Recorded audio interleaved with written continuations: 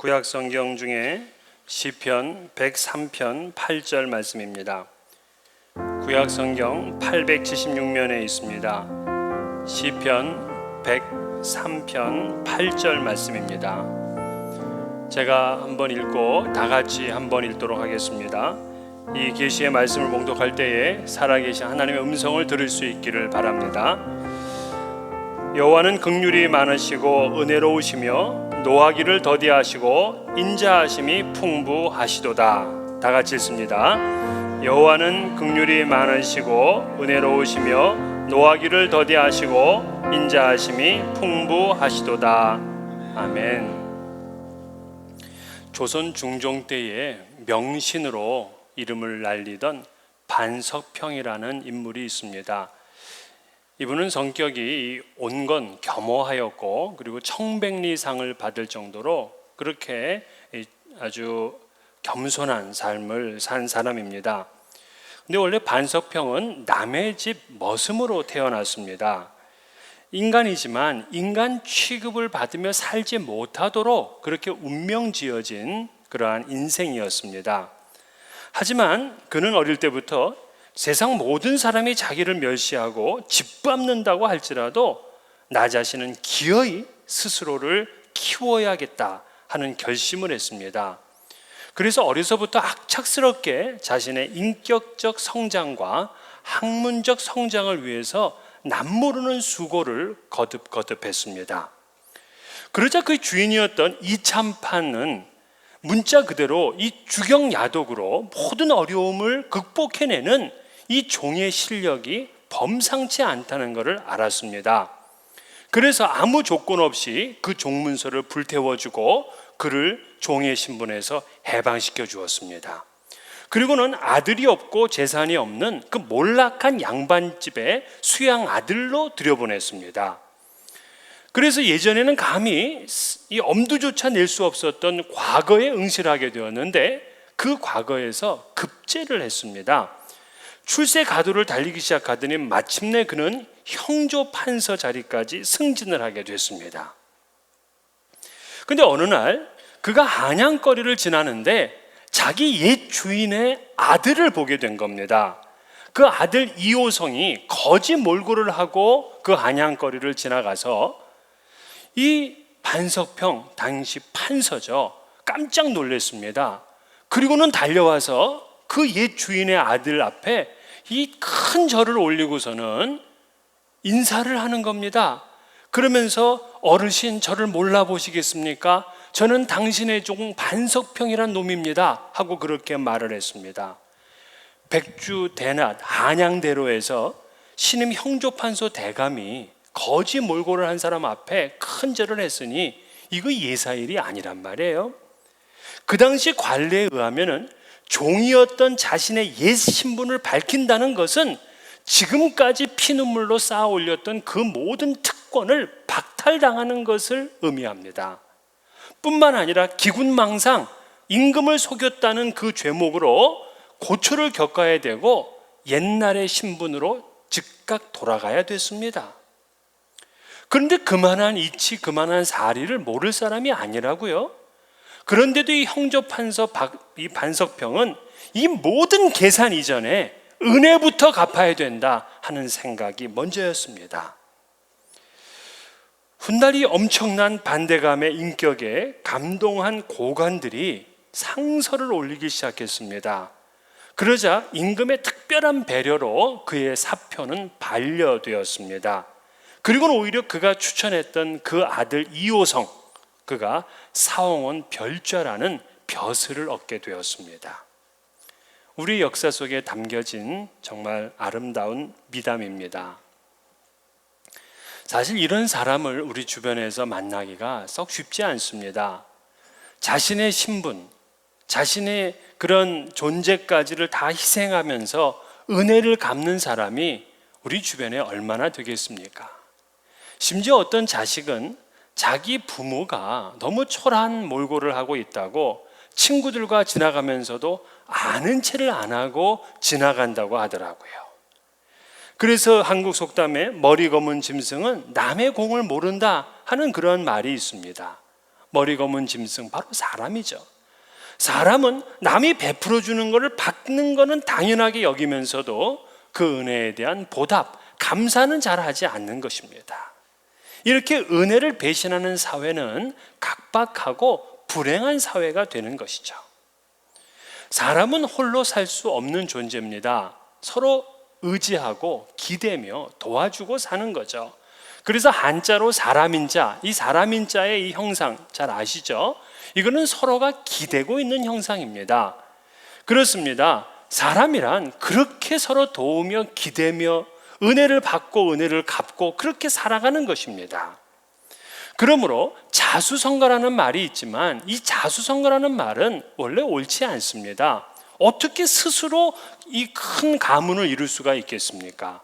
아무리 고아일지라도 그를 낳아주신 부모님이 있다고요. 그가 아무리 독립심이 강하고 생활력이 강하다고 하더라도 그가 스스로 자기가 기저귀를 갈아서 스스로 입고 다니지 않았을 겁니다. 누군가 지금까지 그를 도와주었고 누군가 그에게 은혜를 베풀어 주었기 때문에 지금의 그가 있었던 것입니다. 그런데 그 모든 은혜와 그 모든 도움의 배후에는 하나님이 계시다는 사실을 알아야 됩니다. 그래서 바울 사도는 내가 나된 것은 하나님의 은혜다, 그렇게 고백을 했습니다. 그렇습니다. 하나님은 우리에게 그저 은혜를 베푸시는 분이십니다. 그 하나님 때문에 우리가 여기까지 생존해 올 수 있었던 거죠.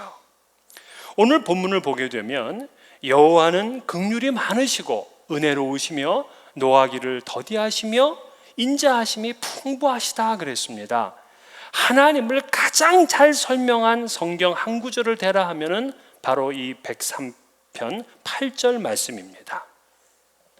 이러한 하나님의 성품으로 인해서 이스라엘 백성들은 수없이 우상 숭배를 하고 하나님 앞에 범죄하고 반역하는 그런 행위를 했지만 끝까지 하나님은 그들을 용서하시고 그들을 가나안 땅으로 인도해 내셨습니다. 그래서 우리가 오늘 본문 이후 9절부터는 읽지 않았지만 9절부터 14절 말씀을 제가 한번 읽어보겠습니다. 자주 경책하지 아니하시며 노를 영원히 품지 아니하시리로다. 우리의 죄를 따라 우리를 처벌하지는 아니하시며 우리의 죄악을 따라 우리에게 그대로 갚지는 아니하셨으니 이는 하늘이 땅에서 높음 같이 그를 경외하는 자에게 그의 인자하심이 크심이로다. 동이 서에서 먼 것 같이 우리의 죄가를 우리에게서 멀리 옮기셨으며 아버지가 자식을 긍휼히 여김같이 여호와께서는 자기를 경외하는 자를 긍휼히 여기시나니 이는 그가 우리의 체질을 아시며 우리가 단지 먼지뿐임을 기억하심이로다. 하나님께서 우리의 죄를 따라 그때마다 우리를 징계하시고 다스렸다면 우리는 아마 골백번 죽었어야 됐을 것입니다. 마음에 음욕만 품어도 간음한 것이고 형제를 미워만 해도 살인한 것이니까 우리가 그 죄를 어떻게 감당할 수가 있겠습니까? 그런데도 하나님은 은혜로우신 하나님이시기 때문에 우리의 죄를 처벌하지 않으셨어요. 이스라엘 역사가 그걸 보여주잖아요. 그들이 그렇게 반역하고 불평하고 수많은 죄를 짓고 금송아지를 만들고 우상숭배를 했지만 하나님은 그 은혜로 끝까지 그들을 붙들어 주셨어요. 용서해 주셨습니다. 그렇습니다. 하나님이 우리의 체질이 먼지임을 아셨어요. 우리는 더스트, 그 먼지로 만들어진 존재잖아요. 그렇기 때문에 우리의 이 연약한 체질을 아시고 하나님은 끊임없이 용서해 주시고 끊임없이 은혜를 베풀어 주십니다. 그래서 여러분이 어떠한 죄로 인해서 고민을 하고 있고 고통을 당하고 있다면 그런 분들은 주님 앞에 나오시면 반드시 용서함 받고 자유함을 얻게 되는 것입니다. 하나님은 1만 달란트 빚진 자까지 용서해 주었습니다. 그 어마어마한 빚을 지고 이제 만기일이 되면 그는 두려워 떨 수밖에 없죠. 그러나 갑작스럽게 채권자가 모든 채권을 전부 다 감해 주겠다고 얘기를 합니다. 이게 얼마나 큰 은혜입니까? 마키아벨리는 그의 군주론에서 인간이란 위험을 끼칠 것으로 믿었던 사람에게서 은혜를 받으면 보통 때에 갑절의 은혜를 느낀다고 했습니다. 그렇습니다. 마땅히 죗값으로 죽어야 될 인간이지만 하나님은 그들을 용서하시고 은혜를 베풀어 주셨어요. 그래서 은혜, 이 은혜란 뜻이 뭡니까? 이 은혜는 받을 자격이 없는 사람에게 베푸는 선물이다 하는 그런 뜻입니다. 여러분이 잘 아시는 누가복음 15장의 탕자의 이야기 보세요. 그 탕자의 이야기를 보게 되면 이 둘째 아들은 아버지에게서 자기의 모든 분깃, 자기의 모든 몫을 다 받아갔습니다. 이제 그는 더 이상 받을 게 없습니다. 그러니까 그도 염치가 있는지라 아버지께 오면서 품꾼 중에 한 명으로 써주시면 나는 마음껏 먹을 수는 있겠다, 그런 생각을 가지고 그는 아버지께로 왔습니다. 그런데 아버지는 그를 새로운 가락지를 끼워주면서 새 옷과 새 신발을 신겨주고 그를 위해서 큰 잔치를 베풀어 주었습니다. 이걸 본 장남, 기분 아주 안 좋습니다. 자기는 아버지를 위해서 지금까지 그렇게 열심히 일하고 지금도 그렇게 논밭에 나가서 일하고 왔는데 자기한테는 닭 한 마리 이 복날 안 잡아주더니만 동생이 오니까는 소를 잡아서 잔치를 해? 왜 아버지의 반응과 큰아들의 반응은 왜 이렇게 다른 것입니까? 이 큰아들은 율법적인 사고를 했어요. 그는 이미 다 받았어요. 그의 몫이 없습니다. 이와 같은 잔치를 그에게 베풀어 줄 자격이 그에게 없습니다. 그러나 아버지는 은혜의 사고를 한 거예요. 은혜의 사고를 하니까, 은혜의 법칙으로 보니까 받을 자격이 없는 이 아들에게도 사랑을 베풀고 그를 위해서 잔치를 베풀어 주는 것입니다. 이것이 바로 하나님의 은혜죠. 신약 성경에 보면은 이 은혜라는 단어가 120번 정도 나옵니다. 그런데 놀랍게도 예수님께서는 단 한 번도 자신이 은혜란 말을 한 적이 없어요. 예수님이 입으로 자신이 은혜를 얘기를 안 했다고요. 자, 그건 무슨 뜻입니까? 예수님은 은혜를 베푸시는 분이에요. 그 은혜를 베풀고 그 은혜를 떠버리진 않았다는 것이죠. 우리는 자주 남에게 은혜를 베풀고는 잊어버리질 않습니다. 그러면서 내가 저를 얼마나 도와줬는데 그가 나한테 이렇게 대하느냐 하면서 그것 때문에 서운해하고 그것 때문에 더 미워하기도 하잖아요. 그러나 이것은 은혜의 정신이 아니죠. 은혜를 베푸는 사람 입장에서는 철저하게 그 일을 감추고 그 일을 잊어버려야 됩니다. 그러나 은혜 받은 사람의 입장에서는 그 은혜를 잊어서는 안 돼요. 그래서 120번의 은혜라는 단어 중에서 90번을 한 사람이 썼습니다. 누굴까요? 바울이 썼어요. 바울은 신약 성경의 4분의 3을 그의 입으로 얘기를 했습니다. 나의 나 된 것은 하나님의 은혜라 하는 그러한 고백이 있었기 때문에 그는 모든 것을 철저하게 하나님의 은혜로 믿었고 하나님의 은혜를 잊지 않았습니다. 그렇습니다. 은혜를 받은 자는 은혜를 잊어서는 안 되죠. 우리는 하나님께로부터 놀라운 은혜를 받았습니다.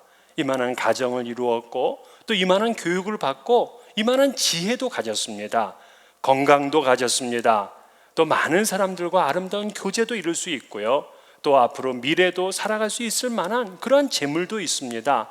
자, 이 모든 것들이 다 하나님의 은혜죠. 이 은혜를 잊어버려서는 안 되는 것입니다. 그러나 그 중에서 특별히 두 가지를 반드시 기억해내셔야 되는데, 첫째는 변화된 존재에 대한 은혜. 그 은혜를 잊어버리면 안 됩니다.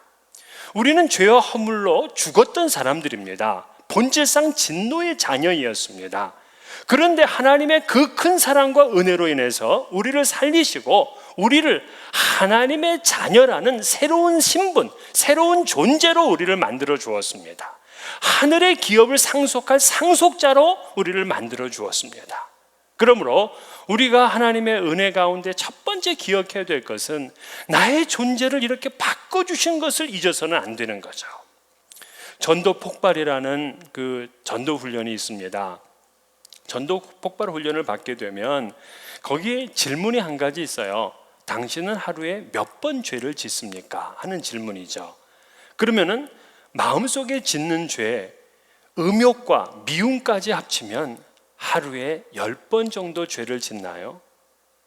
아니, 하루에 3번만 짓는다고 하십시다. 3번. 아침 먹고 1번, 점심 먹고 1번, 저녁 먹고 1번. 이렇게 3번만 딱 죄를 지어요. 자, 그렇게 돼도 1년이면 1000번입니다.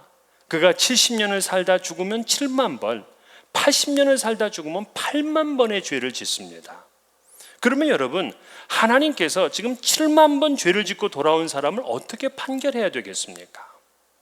8만 번의 죄를 지었다면 어떻게 판결해내야 되겠습니까? 성경에서는 죄의 목록을 이렇게 말했습니다. 악한 생각, 음란, 도적질, 살인, 탈세, 간음, 회방, 속임, 눈으로 흘기는 것, 교만, 우상숭배, 의롭지 못한 것, 탐내는 것, 분쟁을 일으키는 것, 사기치는 것, 악독이 가득한 것, 수군수군하는 것, 비방하는 것, 자랑하는 것, 부모를 거역하는 것, 악을 도모하는 것, 약속을 어기는 것, 무정하고 무자비한 것, 동성애, 술 취하는 것, 토색하는 것. 더 많죠? 이러한 죄악들은 성경이 뭐라고 얘기했냐면 모두 사형에 해당하는 죄며 하나님의 나라를 기업으로 받지 못하는 죄라, 그렇게 정의하고 있는 것입니다. 그러니까 이러한 죄의 문제를 하나라도 해결하지 못한다면 그는 천국에 들어갈 수가 없어요. 하나님께 인정받지 못한다면 그는 구원받을 수가 없습니다. 여러분, 예수님의 정결 지수를 100이라고 한다면 여러분들은 몇쯤 됩니까? 그런데 99.9가 돼도 천국에 못 가요. 99.99점이야. 이 정결 지수가요. 완벽에 가깝습니다. 그런데도 천국엔 안 돼요. 왜? 그 0.001% 때문에 안 되는 겁니다.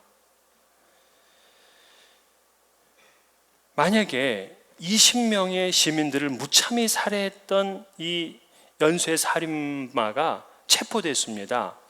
그리고 그 죄를 다 캐보니까 어마어마한 거예요. 절도, 강간, 주거침입, 뭐 이루 말할 수가 없습니다. 그래서 그 죄목을 적어보니까 100가지 정도가 됐어요. 100가지. 이 100가지가 된 사람이 이제 재판을 하면 재판관은 어떻게 그를 처벌하겠습니까? 무죄입니다. 그렇게 얘기를 하면 이 재판관은 아마 그건 더 이상 재판할 수 없을 겁니다.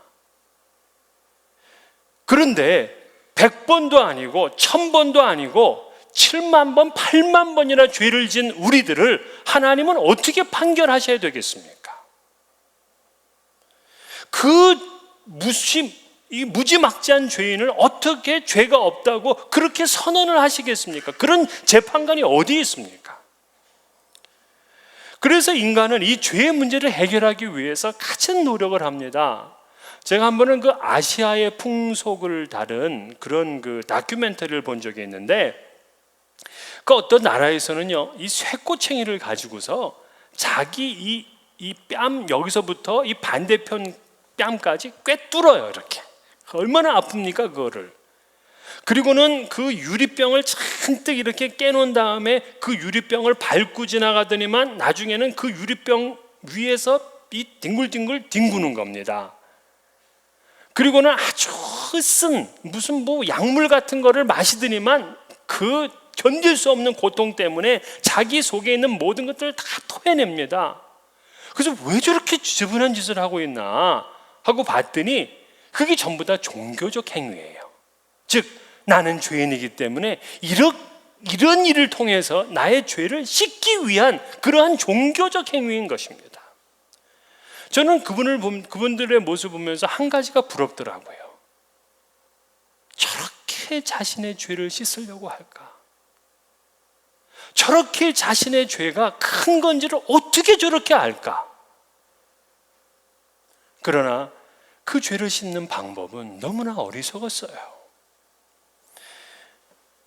로마서 3장 23절 24절에 모든 사람이 죄를 범하였음에 하나님의 영광에 이르지 못하더니 그리스도 예수 안에 있는 속량으로 말미암아 하나님의 은혜로 값없이 의롭다 하심을 얻은 자 되었느니라.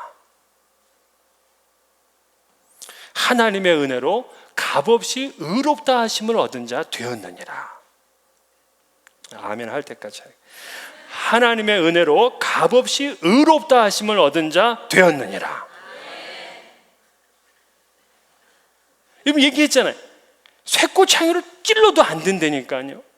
유리병을 갖다가 백날 뒹굴어도 안 된다니까요. 아무리 쓴 약을 먹으면서 자기 속에 있는 걸 다 털어내도 우리의 그 죄를 단 하나라도 씻을 수 없는데, 예수 그리스도를 믿기만 하면, 그 안에 있기만 하면 우리의 모든 죄를 다 속량하고 우리를 의롭다 하고 우리를 하나님의 자녀가 되게 하시겠다. 이것이 하나님의 약속입니다.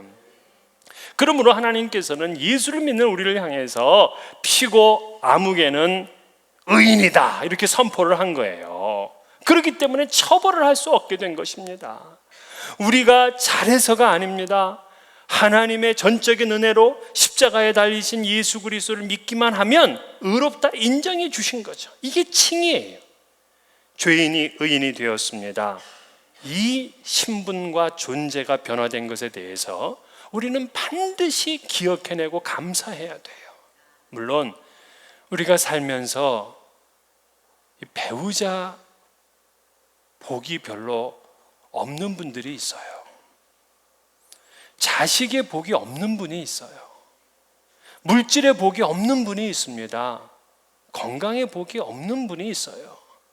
그러나 다 이러한 복을, 이러한 은혜를 받지 못했다고 하더라도 나를 영원한 하나님의 자녀 삼아 주셔서 구원해 주시고 영생을 얻게 해 주셨다는 이 한 가지 사실만으로 우리는 이미 너무나 넘치는 복을 받은 것입니다. 이거로 가분한, 그까짓 거 딸랑 뭐 한 100년 못 살면 어떻습니까? 그 100년 좀 아프면 어때요? 영원히 잘 살고 영원히 건강한데 말이에요.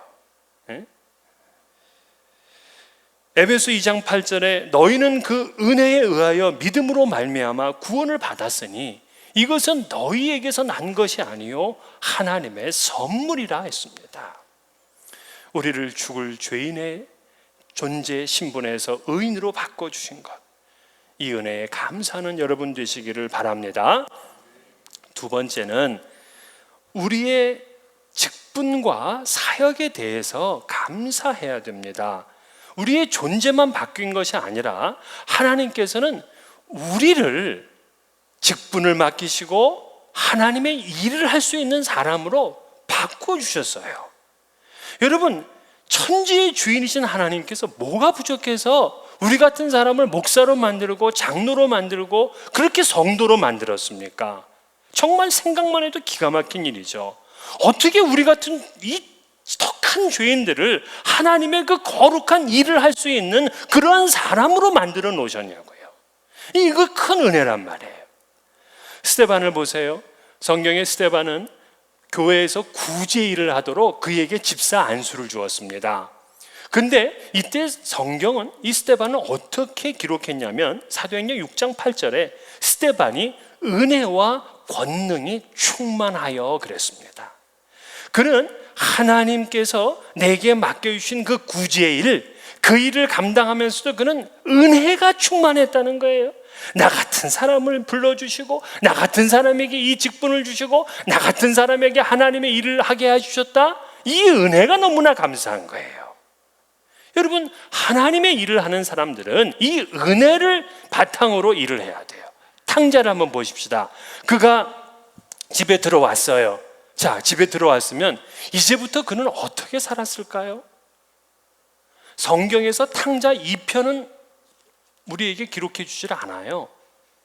그가 집에 들어왔을 때 아유 이제 집에 들어오니까 편하다, 이제부터 더 놀고 먹어야지 그랬을까요?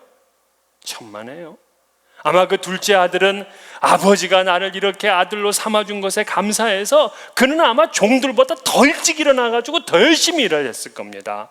그러면서 내가 아버지의 재산을 축낸 것, 내가 아버지의 재산을 손에 끼친 것, 그거를 내가 하나 더 갚아야 되겠다 해서 보답해야 되겠다는 마음으로다가 더 충성스럽게 열심히 일했을 거라고요. 이것이 하나님의 은혜를 받은 사람이 일하는 그런 자세인 거예요. 기독교에서 가장 경계하는 것은 공로주의입니다. 내가 이만큼 했으니까, 내가 이만큼 봉사했고, 내가 이만큼 헌신했고, 헌금을 했으니까 하는 이러한 자세는 은혜의 자세가 아닙니다. 바울 사도는 에베소 3장 7절에 이 복음을 위하여 그의 능력이 역사하는 대로 내게 주신 하나님의 은혜의 선물을 따라 내가 일꾼이 되었노라. 하나님이 내게 주신 그 은혜 때문에 내가 일꾼이 되었다. 이런 은혜의식을 가지고 있어야 돼요. 뭐 건축 헌금을 하는데 내 집을 팔아서 바쳤습니다. 집문서를 바쳤습니다. 그까짓 거고 별거 안 돼요. 하나님이 내게 직분을 주시고 하나님의 일을 하게 하신 그 은혜에 비하면 그건 아무것도 아닌 것입니다. 그러니까 바울 사도는 자기의 이 전생애를 하나님 앞에 드렸어요. 그러면서도 늘 부족함을 느끼고 하나님 앞에 무익한 종이라 그랬습니다. 복음 때문에 감옥에 갇히고 복음 때문에 매를 맞았으면서도 하나님이 주신 그 은혜를 그는 감당할 수가 없었습니다. 다윗도 그랬잖아요. 다윗도 시편 116편 12절 내게 주신 모든 은혜를 내가 여호와께 무엇으로 보답할까? 하나님의 은혜를 생각하면서 그저 무엇을 보답해드려, 뭐를 해서 하나님을 섬길지 늘 그거를 고민하며 살았습니다. 교회에서 좀 일했다고 교만하시면 안 됩니다. 교회에서 직분을 맡아 봉사하고 찬양대로, 교사로, 주방이나 주차장에서 봉사하고 또 청소하고 연주를 하고 하는 이 모든 교회의 사역들이 하나님의 은혜 때문이라는 것을 생각하면서 감사함으로 감당하시기를 바랍니다. 이처럼 우리는 존재를 변화시켜 주신 은혜, 또 주님의 일을 할 수 있는 직분과 또 그 일을 하게 하신 하나님의 은혜를 결코 잊지 않아야 됩니다. 그러나 우리는 은혜를 잊지 않는 것으로 끝나는 게 아니라 은혜로우신 하나님의 성품을 닮아서 우리도 은혜를 끼치며 살아야 돼요. 그러기 위해서는 여러분 은혜의 훈련을 해야 됩니다. 은혜의 훈련을 위해서는 은혜의 사고를 해야 돼요. 생각이 은혜스러워야 돼요.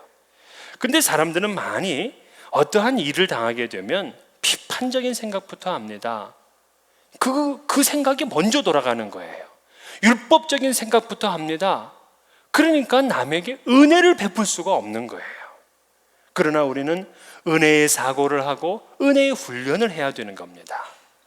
제가 교회 학교에 중등부 교사로 섬길 때에 한 학생이 있었는데 이 학생은 참 너무 지나치게 장난을 해요. 이 선생님들이 얘를 감당하지를 못해요. 근데 얘가 심지어는 어떤 일까지 벌였냐면 왜 옛날에는 교회 이렇게 앞에 보면은 휘장을 이렇게 쳐놨어요. 거기다 이제 십자가를 걸어놨잖아요. 그 벨벳인가 뭐 그런 거로다 휘장을 해놨잖아요. 거기다 이 녀석이 오줌을 넣은 거예요.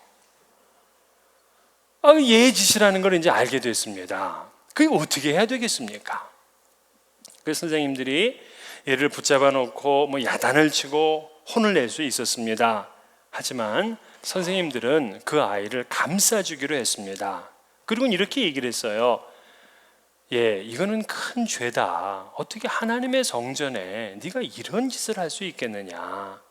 그러나 우리 선생님들은 너를 다 용서하기로 했단다. 근데 한 가지 더 네가 잊지 말아야 될 것은 우리 예수님은 이보다 더 큰 죄를 지어도 반드시 용서하신단다 하는 얘기를 해주었습니다. 그런데 그 학생이 얼마 후에 교회를 떠났어요. 그런 그 소식을 몰랐습니다. 그리고 몇 해가 지났습니다. 고등부 수련회를 가는데 이 학생이 참석을 한 거예요. 몇 년 만에 보는 그런 이제 반가운 얼굴이죠. 그래서 네가 어떻게 있다가 지금 여기를 이렇게 왔느냐 그랬더니 자기가 그때 너무나 부끄러워서 다른 교회를 나가게 됐대요. 근데 다른 교회 가서는 열심히 일을 해서 자기가 고등부 회장이 됐답니다.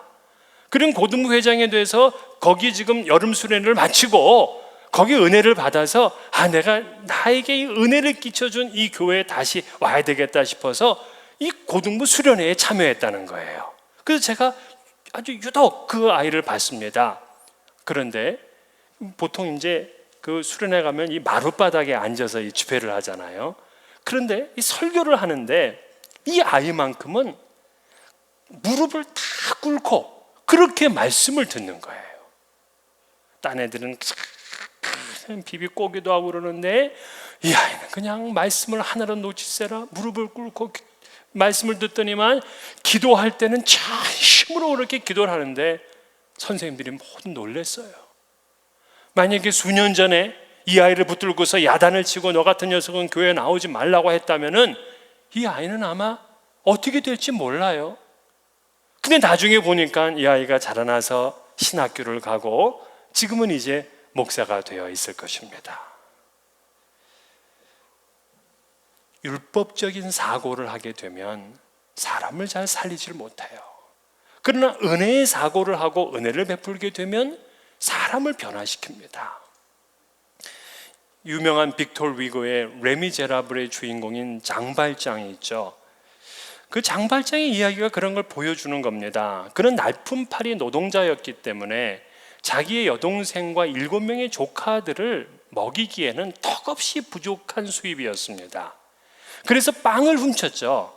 근데 체포돼서 3년 동안 감옥에 갇히게 되었습니다. 그런데 자기의 여동생과 조카들을 생각하면 3년은 여기 있을 수가 없어요. 그래서 틈만 나면 탈출을 했는데 그때마다 다시 체포돼서 그의 형기가 19년이 되었습니다. 하지만 그는 모범수로 13년 만에 추록을 하게 됩니다. 하지만 세상은 그를 반겨 맞아주질 않았어요. 그에게 먹을 것 주지 않았습니다. 그에게 일자리를 주지 않았습니다. 그러다 보니까 자기 신세는 개보다 더 못한 아주 이 초라한 신세가 된 거예요. 근데 누군가 그러는 거예요. 저 신부님께 가면은 도움을 받을 수 있을 거라고. 그 말을 믿고 그 사제관에 가서 문을 두들겼습니다. 그랬더니 뜻밖의 환대를 받은 거예요. 따뜻한 음식으로 자기를 먹이더니만 아주 포근한 그런 그 침대에서 자기를 재우는 겁니다. 그런데 이때 이 장발장은 이미 13년 동안 자기의 몸에 이 배인 죄의 습관이 있단 말이에요. 그러니까 그 사제관에 있는 은접시를 가지고 도망을 쳤습니다. 이때 헌병에 의해서 체포가 되죠. 그러더니만 그 신부에게 다시 끌려오면서 이제 확인을 하게 됩니다. 그런데 이 밀리에르 신부는 엄청난 이야기를 하는 거예요. 지금 이 은접시는 내가 이 사람한테 그냥 선물로 준 거라는 겁니다. 그러면서 왜 내가 준 은초대는 안 가져갔냐 하면서 은초대까지 다시 그 장발장에게 준 겁니다. 그리고 이렇게 말하죠. 정직하게 살아가라. 자네 영혼은 내가 사서 하나님께 바쳤다. 이렇게 말을 합니다. 그때부터 이 장발장은 다른 사람이 되죠. 이름을 바꿉니다. 그러면서 열심히 일해서 공장 주인이 되고 나중에는 그 시의 시장이 되면서 어려운 사람들을 끝까지 돕는 인물이 됩니다. 근데 그때 그는 일생 동안 그 신부님이 준 은초대를 결코 버리질 않았다는 거예요. 도망을 다니면서도 그 은초대는 가지고 다녔습니다. 그리고는 자신을 체포하러 오는 자베르 경감에게도 은혜를 베풀었습니다. 당시 프랑스 법이나 프랑스 혁명으로도 그를 바꿀 수 없었지만 그 신부의 따사로는 은혜의 사건으로 인해서 이 사람은 변하게 된 것입니다. 여러분의 가정, 여러분의 일터를 바꾸고 싶습니까? 교회를 바꾸고 싶습니까? 그렇다면 은혜의 사고를 해야 돼요. 은혜의 훈련을 해야 됩니다. 공자가 외출했다가 집에 돌아올 때였습니다. 근데 집에서 연기가 나는데 마구간이 불타고 있는 거예요. 그런데 이 종들이 아주 좌불안석입니다. 왜냐하면 그 마구간에는 이 공자가 그렇게 좋아하는 말이 있었습니다. 그 말을 빼내질 못한 거예요. 정말 웬만한 사람 같으면은 그 종들을 불러서 그 책임자를 문책하고 그리고 그냥 물벌기를 때리라 하면서 그렇게 그냥 화를 냈을 사람이지만 이 공자는 대인이었습니다. 그가 했던 첫 마디가 그런 거래요. 누구 다친 사람은 없느냐? 공자는 은혜의 사고를 할 줄 아는 사람이었습니다. 이것이 사람을 감동시키는 방법입니다. 우리에게는 늘 두 가지 길이 있어요. 하나는 권리를 주장하는 길, 또 하나는 은혜를 주장하는 길입니다. 권리를 주장하는 사람이 옆에 있으면 늘 긴장이 되고 수동적이 됩니다. 그러나 은혜를 주장하는 사람이 있으면은요, 마음이 편하고 늘 그의 공동체는 풍성합니다. 사랑하는 여러분, 우리가 믿는 하나님은 은혜로우신 하나님이십니다. 그 하나님의 성품을 본받아서 우리도 은혜의 사고를 하고 은혜의 훈련을 함으로 우리의 가정, 또 우리의 교회, 우리의 일터가 풍성한 천국과 같은 하나님의 은혜가 넘치는 장소가 되시기를 주의 이름으로 축원합니다.